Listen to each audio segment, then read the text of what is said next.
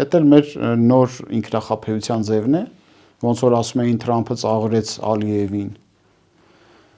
Թրամփը ծաղրեց Ալիևին։ Մի օր մեզ այդպես չծաղրեցին, բայց մի հատ լավ բան կարողանանք պոկած գալ Հայաստանի համար։ Հիմա էլ մեկ մեզ հույս ենք տալի ներքին լսարան։ Այդ որ ներքին լսարանին տենց հայատյաց եւ առավելապաշտական մոտեցումներով կերակրում է։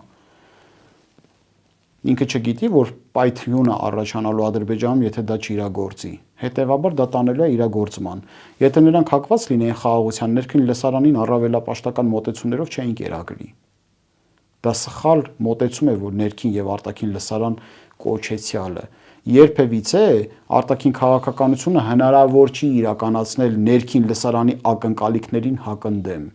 Մի բան ասում ես այնտեղ, ուրիշ բան չես կարող անես հետո։ Սիմետրիկ պիտի գնա։